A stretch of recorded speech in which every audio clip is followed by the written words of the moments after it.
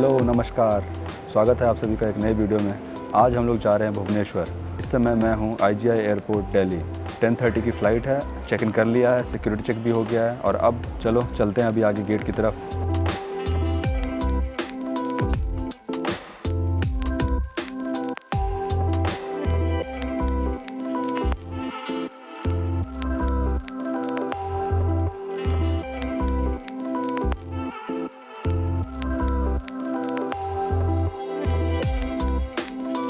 तो फाइनली हम पहुंच गए हैं भुवनेश्वर एयरपोर्ट और यहाँ से बस आएगी अब।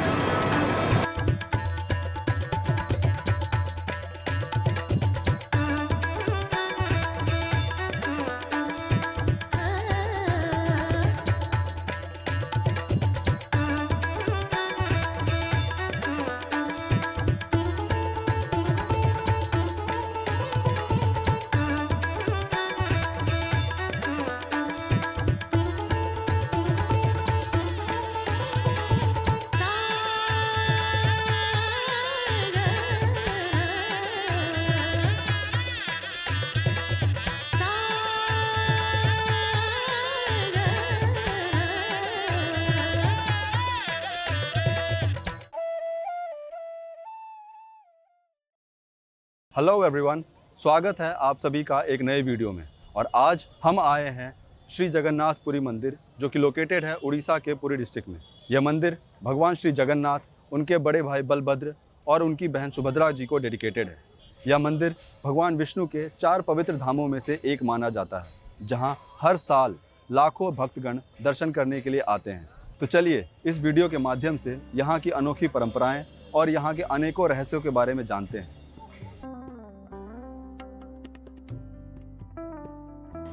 भुवनेश्वर को टेम्पल सिटी के नाम से भी जाना जाता है, जहां पुराने समय के कई मंदिर आज भी मौजूद हैं और पुरी को भगवान श्री जगन्नाथ का घर माना जाता है, जहां हर साल लाखों लोग दर्शन करने आते हैं। ये मंदिर 12वीं सेंचुरी में गंग वंश के राजा अनंत वर्मन ने बनवाया था और इस मंदिर में बसे भगवान श्री जगन्नाथ, बलभद्र और सुभद्रा जी की मूर्तियां बाकी मंदिरों की मूर्तियों से अलग हैं, क्योंकि ये मूर्तियां अधूरी हैं। पौराणिक कथाओं के अनुसार यह मान्यता है कि भगवान श्री कृष्ण के महासमाधि लेने के बाद भी उनका दिल धड़क रहा था और कई सालों के बाद उड़ीसा के राजा इंद्रयुमन ने इसे सपने में देखा और खोजकर भगवान जगन्नाथ की मूर्ति में स्थापित करने का निश्चय किया। इसके लिए उन्होंने डिवाइन आर्किटेक्ट विश्वकर्मा जी को मूर्ति निर्माण का कार्य सौंपा। विश्वकर्मा जी ने शर्त रखी कि जब तक मूर्तियां पूरी ना हो जाएं, तब तक कोई भी उन्हें नहीं देखेगा। लेकिन कई दिनों तक कार्यशाला से कोई भी आवाज न आने पर वो परेशान हो गए। जैसे ही उन्होंने दरवाजा खोला, विश्वकर्मा जी गायब हो गए और मूर्तियां अधूरी रह गईं। और फिर उन्हीं मूर्तियों की प्राण प्रतिष्ठा करवाई गई। इन मूर्तियों को एक स्पेशल तरीके से हर 12 से 19 सालों में बदला जाता है, जिसे नवकेवलर कहा जाता है। मंदिर की सबसे खास बात है यहाँ पर होने वाली रथ यात्रा, जो हर साल लाखों लोगों को पूरी खींच लाती है। लेकिन इस मंदिर से जुड़े हैं और भी कई रहस्य, जो इसे और भी खास बनाती हैं। इस मंदिर का सबसे अनोखा रहस्य है इसके ऊपर लहराने वाला ध्वज, जो हमेशा हवा के उल्टे डायरेक्शन में लहराता है। यहाँ की एक और ख़ास बात यह है कि इस मंदिर के गुंबद की छाया कभी नहीं बनती है और इस मंदिर को देखकर हम इस बात का अंदाज़ा लगा सकते हैं कि पुराने ज़माने में कितने बेहतरीन कलाकार रहे होंगे।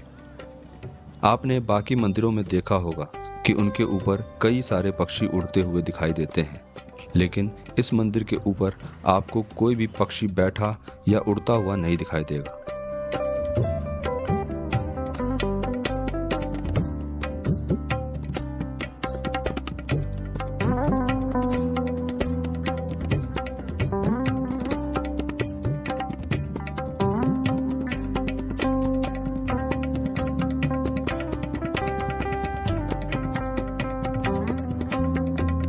इतने सारे रहस्यों और श्री जगन्नाथ के इस डिवाइन एनर्जी को एक्सपीरियंस करने के बाद मैं पहुंचा पुरी से लगभग 35 किलोमीटर दूर एक और अनोखे रहस्यों से भरी जगह, कोणार्क टेम्पल।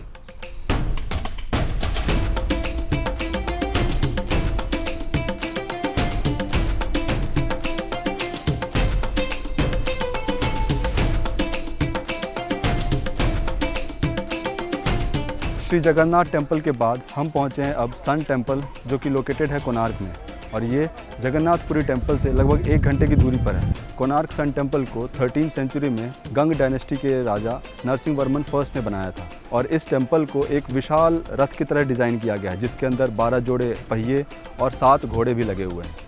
ये माना जाता है कि इस पूरे विशाल रथ को सूर्य जो परिक्रमा करता है उसकी तरह ये रथ आगे बढ़ता है। इस तरीके से इसको डिज़ाइन किया गया है। इसमें बहुत बारीकी से पूरे लाइफ के एक्टिविटीज़ को दिखाया गया है, और आज की डेट में ये एक वर्ल्ड हेरिटेज साइट भी है। तो चलिए चलते हैं और जानते हैं कोणार्क सन टेम्पल के बारे में और डिटेल में।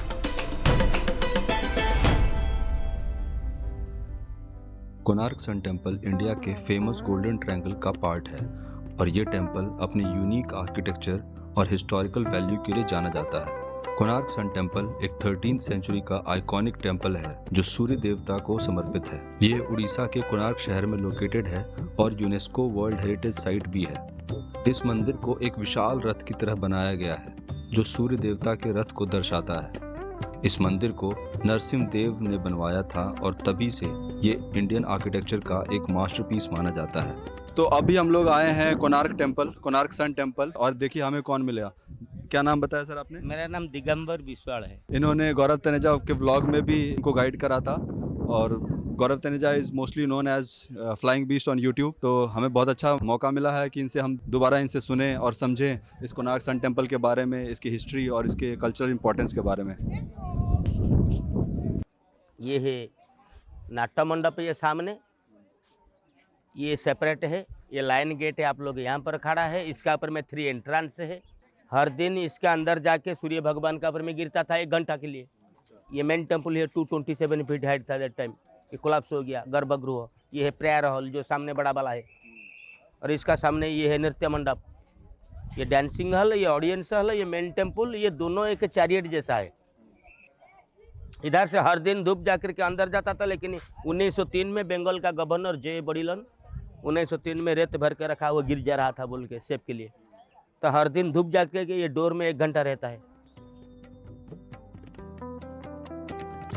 इस पूरे मंदिर कॉम्प्लेक्स को इस तरह डिजाइन किया गया है कि ये एक बड़े से रथ का इंप्रेशन देता है, जिसमें 24 बड़े व्हील्स लगे हैं जो दिन और रात के 24 घंटों को रिप्रेजेंट करता है। हर व्हील का डायमीटर 12 फीट है, और इनमें इंट्रिकेट कार्विंग्स बनी हैं जो समय और काल चक्र को सिंबलाइज करता है। मंदिर के व्हील्स सिर्फ सुंदरता के लिए नहीं बल्कि सनडाइल्स की तरह भी काम करते हैं। इनके शैडो से आज भी करेक्ट टाइम देखा जा सकता है। सूर्य निकलते हैं तो लाइट इधर गिरता है, लाइट इधर गिरने से इसका परछाया ऑटोमेटिक यहाँ आता अपोजिट। ये सुबह 6 बनता है, इसका परछाया फास्ट यहाँ आएगा। सुबह 6 सूर्य ऊपर चलेंगे, वो परछाया नीचे घूमेगा। इधर 9, 12, 3, शाम 6। अच्छा, ये उल्टा घूमता है इसका एंटी क्लॉकवाइज।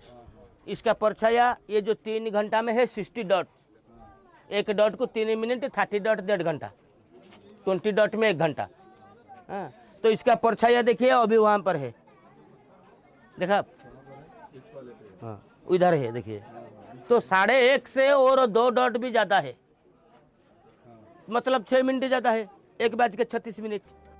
इस मंदिर में 7 घोड़े भी दिखाए गए हैं जो सूर्य देवता के रथ को खींच रहे हैं।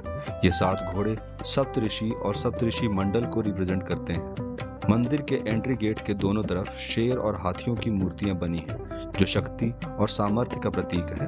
कोणार्क सन टेम्पल के वॉल्स पर अमेजिंग स्टोन कार्विंग्स बनी हैं जो सिर्फ धार्मिक थीम्स तक सीमित नहीं है। यहाँ आपको म्यूजिशियंस, डांसर्स, वॉरियर्स और डेली लाइफ से जुड़ी छोटी छोटी कहानियां दीवारों पर दिखती हैं। इसके अलावा ये मंदिर कामसूत्र इंस्पायर्ड स्कल्पचर्स के लिए भी फेमस है जो मिडाइवल इंडियन टेम्पल्स का एक कॉमन फीचर था। ये कार्विंग्स सिर्फ श्रृंगार के लिए नहीं बल्कि जीवन के अलग अलग पहलुओं को दर्शाती है। मंदिर का शिखर जो पहले 229 फीट का था अब गिर चुका है।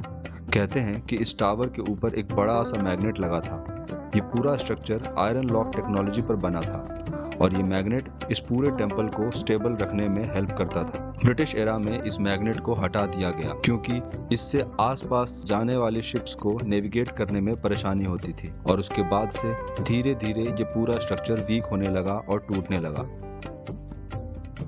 ये टेम्पल सिर्फ एक धार्मिक स्थल नहीं है बल्कि एक ऐसी लेगेसी है जो हमारे पुराने समय के इंजीनियरिंग और रिलीजन दोनों को रिफ्लेक्ट करता है। अगर आप उड़ीसा आ रहे हैं तो पुरी और भुवनेश्वर के अलावा कोणार्क सन टेम्पल ज़रूर एक्सप्लोर करिए। ये एक ऐसी जगह है जहां आपको इंडिया के ग्लोरियस पास्ट का एक अनोखा एक्सपीरियंस मिलेगा।